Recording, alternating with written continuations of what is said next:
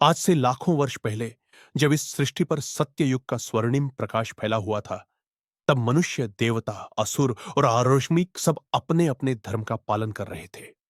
परंतु धर्म और अधर्म का यह युद्ध कभी समाप्त नहीं हुआ। जहां एक ओर देवता सत्य और धर्म की स्थापना के लिए तपस्या करते, वहीं असुर अपनी शक्ति और अभिमान से तीनों लोकों को जीतने का प्रयास करते। इन्हीं असुरों में दो भाई थे, रंभ और करंभ। दोनों अत्यंत पराक्रमी, कठोर संकल्प वाले और अपने कुल की प्रतिष्ठा को बढ़ाने की चाह रखने वाले। प्रिय श्रोताओं, आपका स्वागत है स्टोरी वाली यात्रा चैनल पर। आज मैं आपको सुनाने जा रहा हूं रंभ और करम की अद्भुत कथा, जिससे जन्म हुआ महिषासुर जैसे भयंकर असुर का और जिसके अंत में मां दुर्गा का महाशक्ति रूप प्रकट हुआ। यह कथा केवल एक युद्ध की नहीं, बल्कि भक्ति, शक्ति और आत्मबल की भी है। आइए आरंभ करते हैं। सत्ययुग के समय में असुरों का साम्राज्य पाताल लोक तक सीमित नहीं था। वे समय समय पर धरती और स्वर्ग पर भी अधिकार जमाने की चेष्टा करते। देवगण जब भी असुरों से पीड़ित होते तो भगवान विष्णु या महादेव की शरण लेते। लेकिन असुर भी अपनी शक्ति बढ़ाने के लिए कठोर तपस्या करने से पीछे नहीं हटते थे। रंभ और करंभ दोनों भाई बचपन से ही वीर और युद्ध कला में निपुण थे। उनके हृदय में यह आकांक्षा थी कि एक दिन वे देवताओं को परास्त कर तीनों लोकों पर अपना अधिकार स्थापित करेंगे। क्रंभ दोनों में बड़ा था और जल की तपस्या का मार्ग अपनाने में विश्वास रखता था। वह अक्सर कहा करता, भाई रंभ, अग्नि में तपस्या करने से देवताओं को वरदान मिलते हैं, किंतु जल ही वह तत्व है जिसमें जीवन की उत्पत्ति और पालन होता है। मैं जल में तप करूंगा और वरदान प्राप्त करूंगा, जिससे हमारी कुल की महिमा चहुओर और फैले। रंभ मुस्कुराता और अपने भाई को प्रोत्साहित करता, भाई, तपस्या ही असुरों का सबसे बड़ा अस्त्र है। यदि तू जल में साधना करेगा तो मैं अग्नि को अपना साधन बनाऊंगा। अग्निदेव से वर मांगूंगा और हमारी संतति ऐसी होगी जो संपूर्ण ब्रह्मांड को कंपा देगी। दोनों भाइयों ने अपने अपने संकल्प लिए और कठोर तप में लीन हो गए। करंभ ने गहरे जल में डुबकी लगाई और स्थिर होकर ध्यान में बैठ गया। उसकी सांसें धीमी पड़ गईं, शरीर जल के भीतर भी स्थिर रहा। उसकी साधना से जलदेव भी प्रभावित होने लगे। दूसरी ओर रंभ अग्नि की प्रचंड ज्वालाओं के बीच खड़ा होकर आंखें मुंह लेता और तप करता। उसकी त्वचा जलती, शरीर पर फफोले पड़ते, किंतु उसकी एकाग्रता अटूट रहती। देवगण इन दोनों असुर भाइयों की तपस्या से विचलित हो उठे। वे जानते थे कि यदि इनको वरदान मिल गया तो तीनों लोग संकट में पड़ जाएंगे। इंद्रदेव चिंतित होकर देवताओं की सभा में बोले, हे देवराजगण, यह रंभ और करंभ यदि सफल हो गए तो न केवल स्वर्गलोक बल्कि धरती और पाताल लोक भी इनके अधीन हो जाएंगे। हमें कुछ उपाय सोचना होगा। भगवान विष्णु मुस्कुराए और बोले, धैर्य रखो देवराज, तपस्या का फल तो तपस्वी को अवश्य ही मिलता है, परंतु किसको क्या मिलना है यह विधि और उसके कर्मों पर निर्भर है। इसी बीच कर्म की साधना जब पूर्णता की ओर बढ़ रही थी, तब इंद्रदेव ने एक योजना बनाई। वे वरुण देव का रूप धारण कर जल में प्रविष्ट हुए। उन्होंने करम के ध्यान को भंग करने के लिए जल के भीतर भयंकर मगरमच्छ का रूप धारण किया और करंभ पर आक्रमण कर दिया। करंभ ध्यानमग्न था, किंतु अचानक उस मगरमच्छ ने उसे पकड़ लिया और जल के भीतर ही उसका जीवन अंत हो गया। इस प्रकार करंभ अपनी तपस्या पूरी करने से पहले ही मृत्यु को प्राप्त हुआ। जब यह समाचार रंभ को मिला तो उसका हृदय शोक और क्रोध से भर गया। उसने आकाश की ओर दृष्टि उठाई और गर्जना की, देवताओं, तुम छल से मेरे भाई को मार सकते हो, किंतु मैं अपनी तपस्या पूरी करके ऐसा वरदान लूंगा कि मेरी संतति तुम्हें और तुम्हारे समस्त लोगों को रौंद डालेगी। अग्निदेव रंभ की कठोर साधना से प्रसन्न हुए और प्रकट होकर बोले, वत्स रंभ, मैं तुम्हारी तपस्या से अत्यंत प्रसन्न हूं। वर मांगो। रंभ ने हाथ जोड़कर कहा, हे अग्निदेव, मेरी इच्छा है कि मेरी संतान इतनी प्रचंड और बलशाली हो कि देवता, मनुष्य और दानव सभी उसके सामने नतमस्तक हो जाएं। वह अपराजय हो और तीनों लोकों पर राज्य करे। अग्निदेव ने वरदान देते हुए कहा, तथास्तु, तुम्हारी संतान महाशक्ति से संपन्न होगी। इस वरदान के फलस्वरूप एक अनोखी घटना घटी। एक दिन रंभ एक सुंदर जलभैंस के रूप वाली अप्सरा से मिला। अग्निदेव के वरदान और उस मिलन के कारण एक विचित्र संतान का जन्म हुआ, जिसका आधा स्वरूप असुर का था और आधा स्वरूप भैंस का। उसका नाम रखा गया महिषासुर। महिषासुर के जन्म के समय ही धरती और आकाश में अशुभ संकेत दिखे। आकाश में बादल गरजे, बिजली चमकी, समुद्र की लहरें ऊंची हो उठी और देवताओं के हृदय में भय की छाया फैल गई। वे समझ गए कि यह बालक कोई साधारण असुर नहीं है। महिषासुर बचपन से ही अत्यंत बलशाली और वीर था। जैसे जैसे वो बड़ा हुआ, उसका अहंकार और बढ़ता गया। वह अपने पिता रम से कहता, पिताश्री, मैं तीनों लोकों पर अधिकार जमाऊंगा, देवताओं को दास बना दूंगा और मनुष्य को अपनी इच्छा के अनुसार चलाऊंगा। रम अपने पुत्र के उत्साह पर गर्व करता। वह जानता था कि यही संतान उसकी अधूरी महत्वाकांक्षाओं को पूरा करेगी। धीरे धीरे महिषासुर ने अपनी सेना इकट्ठी की और असुरों का विशाल साम्राज्य स्थापित किया। पाताल लोक तो उसके नियंत्रण में था ही। अब उसकी दृष्टि स्वर्ग और धरती पर थी। उसने असुरों को एकत्र कर गर्जना की, हे असुरों, आज समय आ गया है जब हम देवताओं के अहंकार को तोड़ें। अब स्वर्ग हमारे अधीन होगा। और इसी के साथ उसने स्वर्गलोक की ओर चढ़ाई कर दी। महिषासुर ने जब अपनी विशाल सेना के साथ स्वर्गलोक की ओर कूच किया तो तीनों लोकों में भय और आतंक फैल गया। असुरों की गर्जना आकाश को कंपा रही थी। उनकी रणभेरी की गूंज सुनकर देवता समझ गए कि अब एक भीषण युद्ध होने वाला है। देवराज इंद्र अपने सिंहासन पर बैठे थे। उनके दरबार में सभी देवता उपस्थित थे। वायुदेव चिंतित होकर बोले, हे देवराज, यह महिषासुर केवल बलवान ही नहीं बल्कि चालाक भी है। उसकी सेना असंख्य है। हम में से कोई भी उसे अकेले परास्त नहीं कर सकता। वरुणदेव ने कहा, उसकी जन्म कथा ही बताती है कि वह किसी साधारण असुर का पुत्र नहीं है। अग्निदेव के वरदान से उत्पन्न वह राक्षस अपराजय है। यदि शीघ्र उपाय न किया गया तो स्वर्गलोक हमारे हाथों से निकल जाएगा। इंद्र ने गहरी सांस लेते हुए कहा, हम सब मिलकर भी उसका सामना करेंगे तो शायद उसे कुछ क्षति पहुंचा पाए, परंतु पूर्ण विजय असंभव है।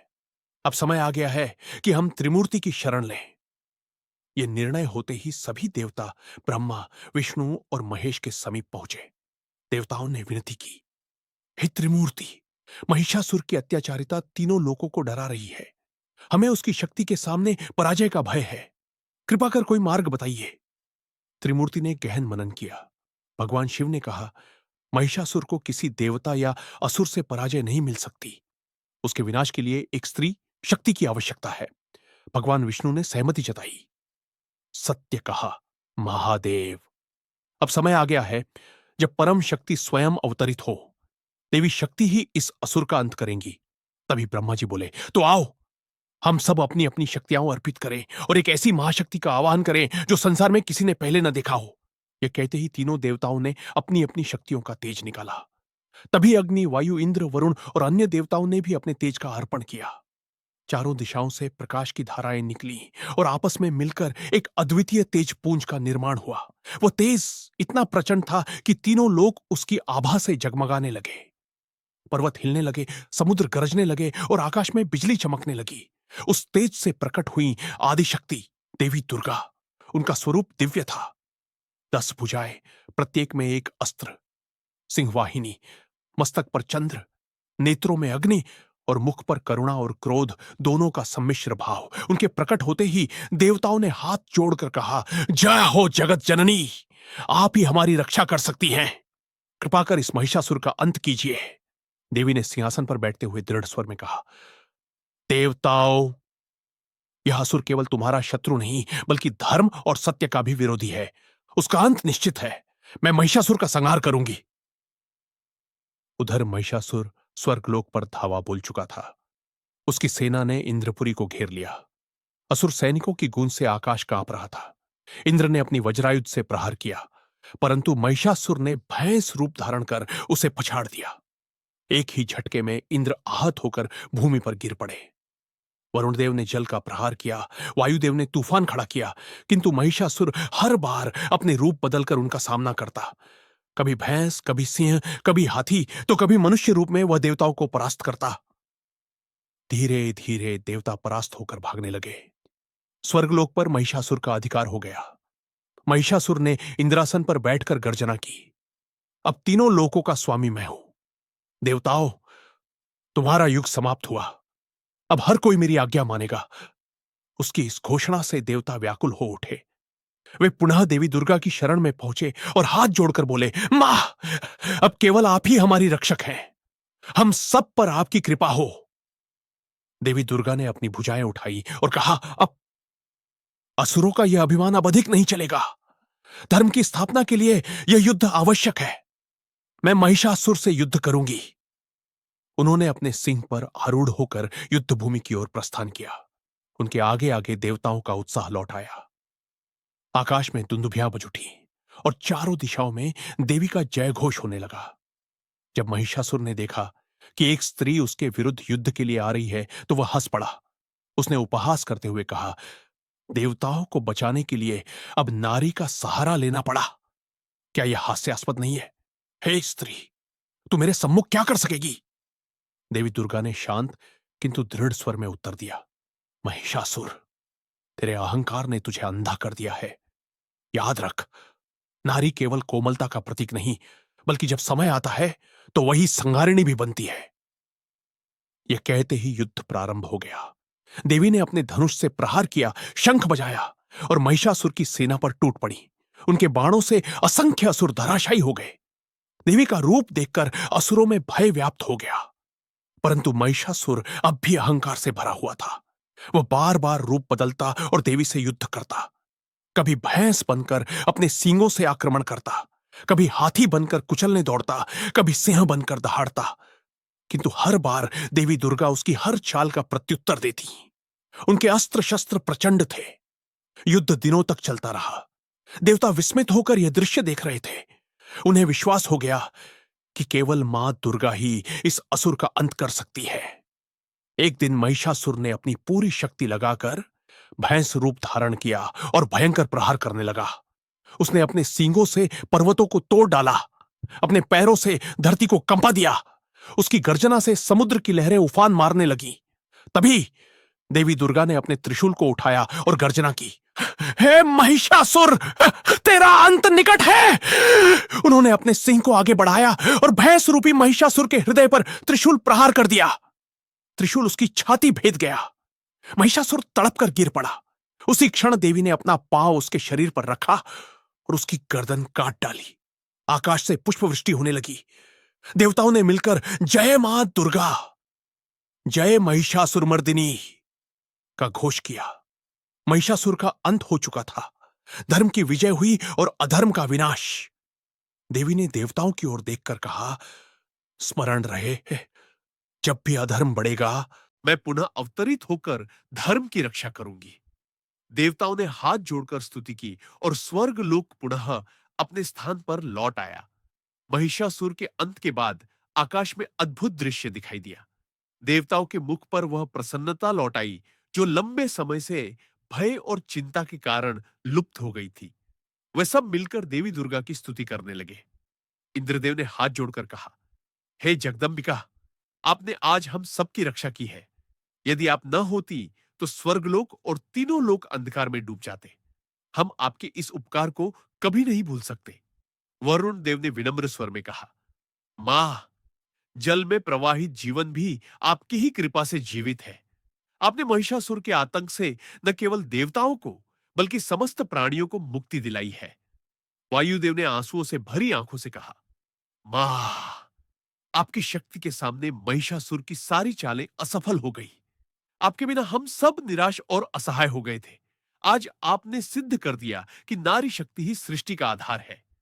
देवी दुर्गा ने मुस्कुराकर सबको आशीर्वाद दिया और कहा, हे देवताओं, यह मत भूलना कि शक्ति का आदर करना ही धर्म है। जब जब कोई अधर्म और अहंकार में डूबकर प्राणियों पर अत्याचार करेगा, तब तब मैं विभिन्न रूपों में अवतरित होकर उसका नाश करूंगी। मेरी शक्ति तुम्हारे भीतर भी है। यदि तुम में श्रद्धा और साहस हो तो अधर्म को मिटाने में सदैव सफल रहोगे। यह कहकर देवी ने अपनी दिव्य दृष्टि से समस्त लोगों को देखा। धरती पर मनुष्य, पशु, पक्षी और सभी जीव जंतु प्रसन्नता से भर गए। पाताल लोक में भी असुर स्तब्ध रह गए कि जिस महिषासुर को वे अपराजय मानते थे, उसका अंत एक स्त्री शक्ति के हाथों हुआ। यह घटना उनके अहंकार को भी तोड़ गई।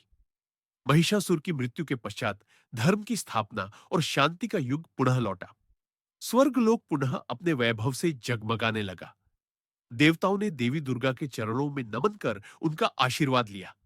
तब भगवान विष्णु प्रकट हुए और बोले, हे जगदम्बा, आपके इस पराक्रम ने सिद्ध कर दिया कि जब धर्म संकट में पड़ता है तो केवल आप ही धर्म की रक्षा करती है।